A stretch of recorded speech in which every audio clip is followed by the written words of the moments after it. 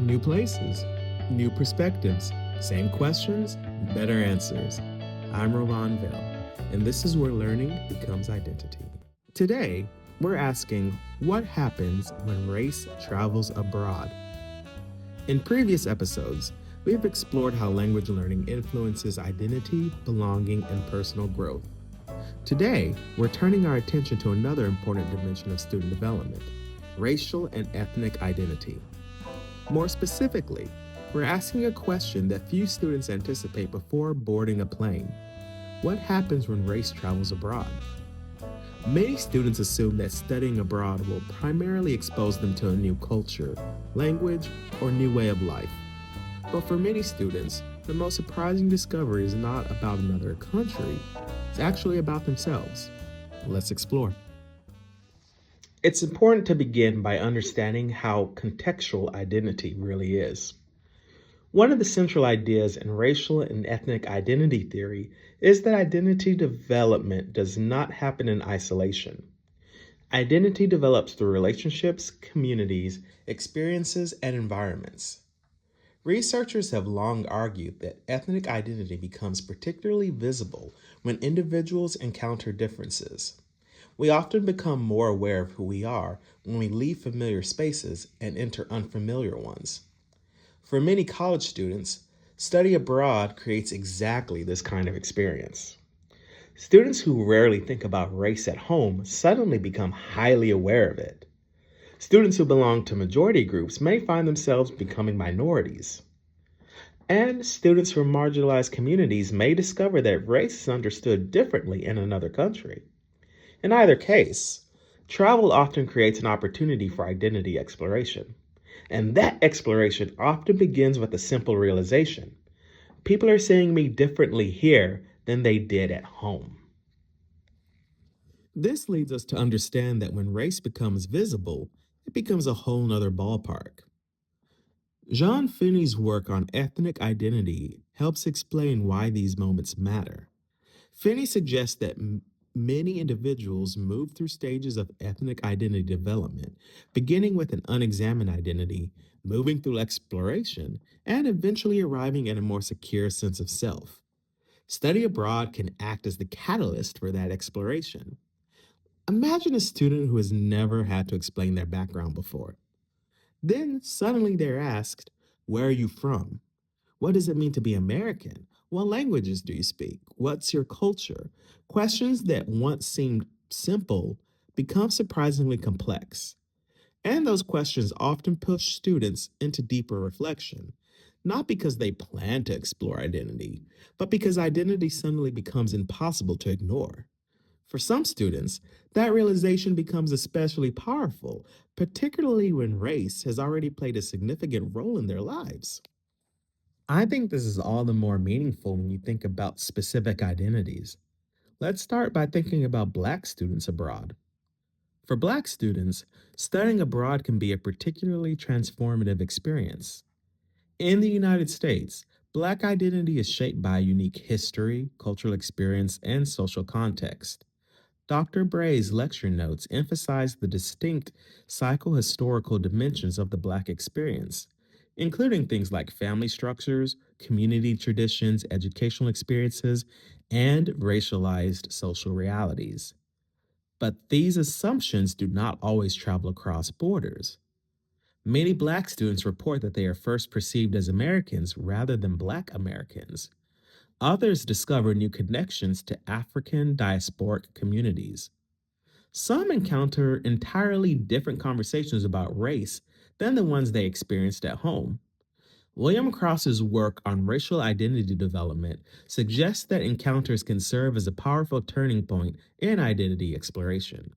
An experience, or an accumulation of experiences, can prompt individuals to re examine previously held assumptions and move towards deeper identity understanding.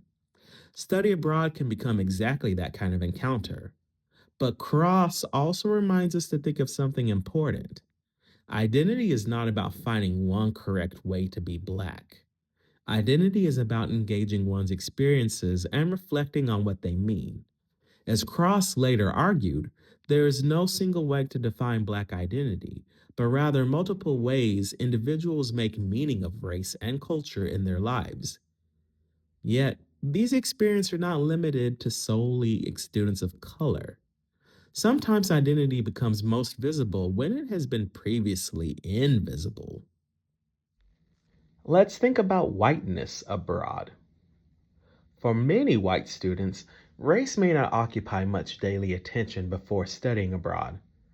The reason is not necessarily intentional.